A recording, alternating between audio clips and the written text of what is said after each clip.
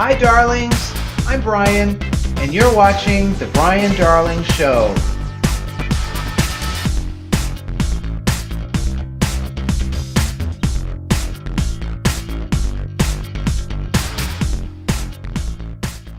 This is one of the funniest ladies that I know, and she's an award-winning writer, producer, and comedienne.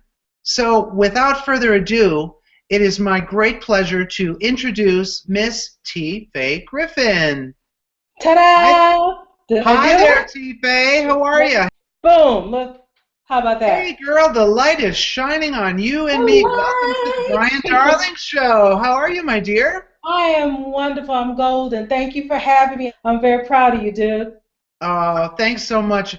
Now, T Faye, I know you for a few years, and we actually met at a really cool little film festival for kids with an organization called Kids in the Spotlight. And you're very involved in that organization. They just had their annual film festival at Sony Pictures Studios in Culver City, California this past weekend. I was able to see the films. T Faye, tell us a little bit about Kids in the Spotlight. We call it KITS for short. Kids for short, yeah. Kids in the Spotlight is an amazing nonprofit organization that I've had the privilege to be involved with going on 5 years now. It was founded by Taiji Charity, executive director, and it was birthed out of a need for foster care kids or underserved kids in general, but primarily foster kids that are in group homes or foster care situations, to give them an opportunity to learn how to write, cast, star in their own short films, telling their stories their way.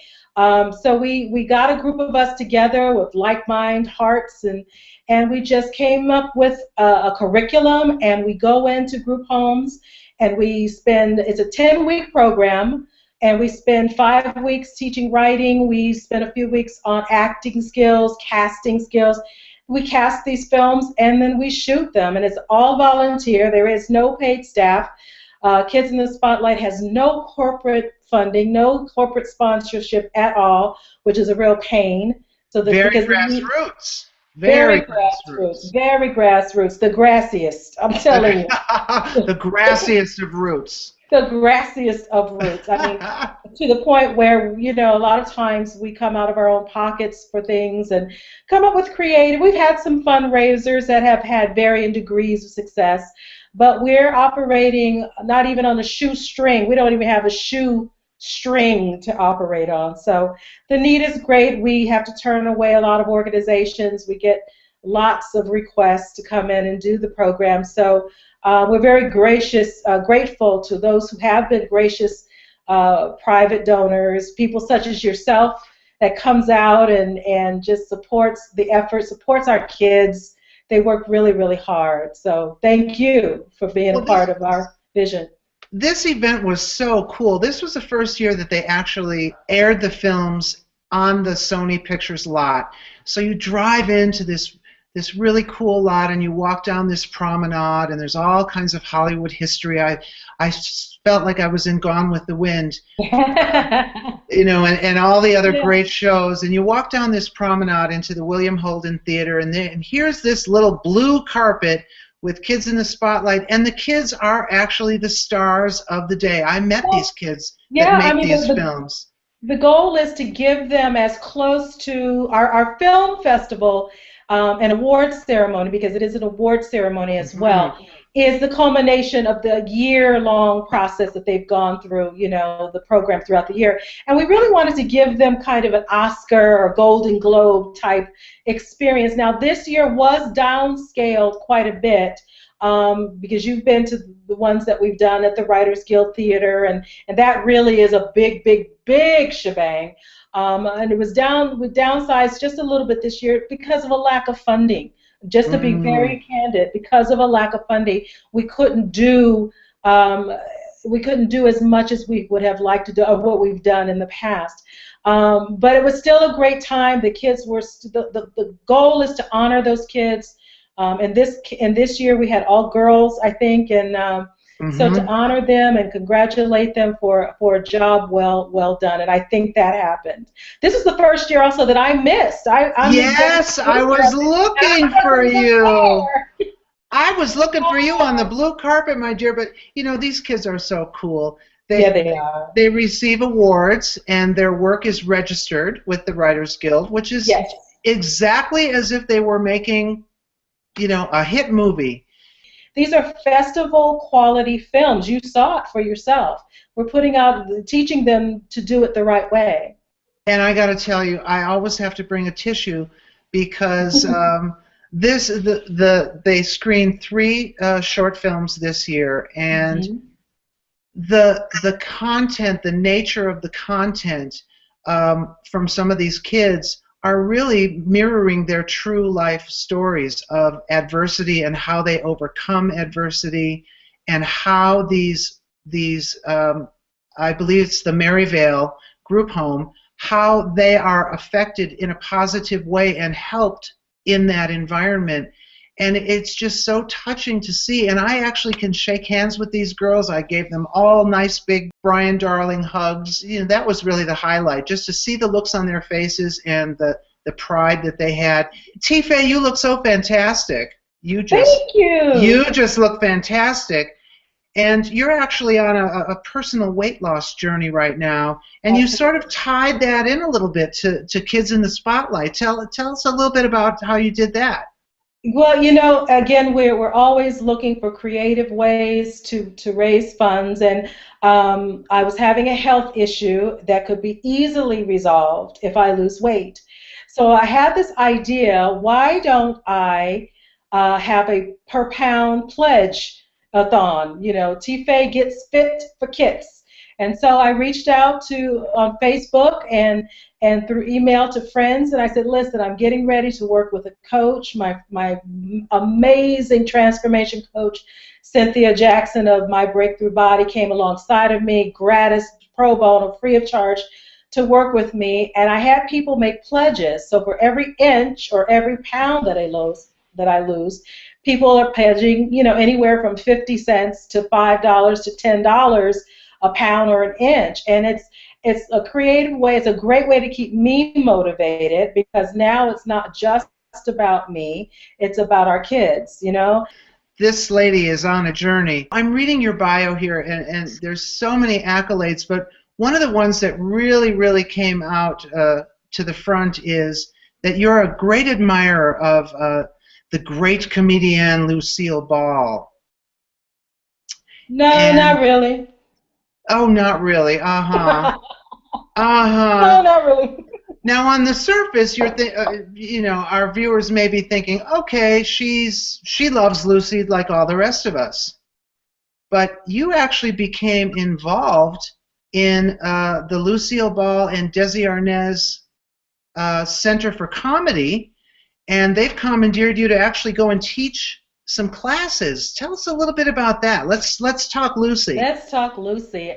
Among other things, class, I was very fortunate, Brian, to have an opportunity. It began last summer, to go to the Lucy Desi Center for Comedy, which is in Jamestown, which is her hometown, to teach some workshops and different things. Primarily was going to be just some comedy, some sketch comedy writing, and it just blossomed. And Lucille Ball, the woman, had a vision. She wanted Jamestown to become like the Cooperstown of comedy. She wanted the comedic arts and the education of the comedic arts to be perpetuated, and she wanted Jamestown to be the epicenter for that. She had some other, there were 4 pillars to her legacy plan that she wanted to see happen. One of them is the festival that happens every summer that commemorates her birthday. It happens in August.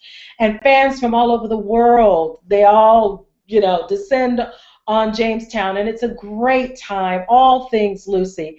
A lot of I Love Lucy fans, and I always make the distinction between I Love Lucy fans and Lucille Ball fans. I am a Lucille Ball fan. I love Lucy. I love the show. We all have our favorite. You have a favorite? You have a favorite episode? I do. I do. What's your favorite? What's your favorite episode? I don't know that I have a single favorite. I tend to like the ones that are not the like the Vitamin Vegemin and the Candy Factories. Those are the ones that people, the grape stomping. I like the kind of lesser popular ones, if that's such a thing, you know. But back to my point, and you can answer that in a minute, but she was such an entrepreneur and such a pioneer, and she and Desi Arnaz both. I mean, he's responsible for the 3-4 camera shoot that we still use in shooting sitcoms today. Yeah. She was the first woman to own her own studio, and she signed off on Star Trek. I mean, you know, amazing woman and a philanthropist and stuff. I'm just a big fan of the woman as well as the actress. She was not a stand-up comic. She was a comedic actress who could also do drama. I mean, who could forget her in some of the dramatic roles that she did? She was amazing, you know. So there's so much more to Lucille Ball than just I Love Lucy. I don't think a lot of people really know all the influence that she had in Hollywood that has really shaped much of the industry as we know it today. Well, she certainly raised the bar and set the standard for women in comedy. Without her, there wouldn't be a T Faye Griffin. I watched her probably every day of my life since as long as I can remember. There's not a day that goes by that I don't watch something with Lucille Ball in it. And call it fanatical if you want, but you know, it is what it is. Works for me. I love her. Well, hey, I admire a tough businesswoman on one side, and then she can walk in front of the camera and just have me rolling on the floor laughing. That is such a multi-dimension of talent. But let me tell you one of my favorite episodes that I quote from all the time. There was one episode where Lucy and Ricky have a bet that she has to tell the truth for 24 hours. Yeah. Okay, fine. So she makes this bet with Ricky, and then Ethel walks in and said, okay, come on, Lucy, we have to go over to the girls' to Carolyn's apartment, and it's our bridge day. Right. So she's like, oh my God, what am I going to do? I have to tell the truth.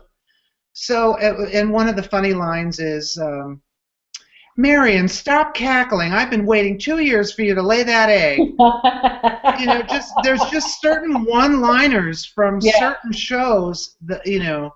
So join the thousands of happy, peppy people and get your bottle of Vitamin Vegemin tomorrow. That's Vita Vegemin. And I'm pulling this out of my head. There's no notes here. You know, I teach a class there called Lucy 101, and as I'm primarily a writer, that's my first gifting, that's my first vocation, and I so honor the writers. Jess Oppenheimer, who created the I Love Lucy series, also created My Favorite Husband, which was her radio show that actually spawned I Love Lucy. I had an opportunity to meet and chat at length with his son, Greg Oppenheimer, who's here in Santa Monica. And I just honored the writers, Madeline Pugh Davis and Bob Carroll and the other excuse me, the other writers, the Schiller and Weisskopf, the other writers.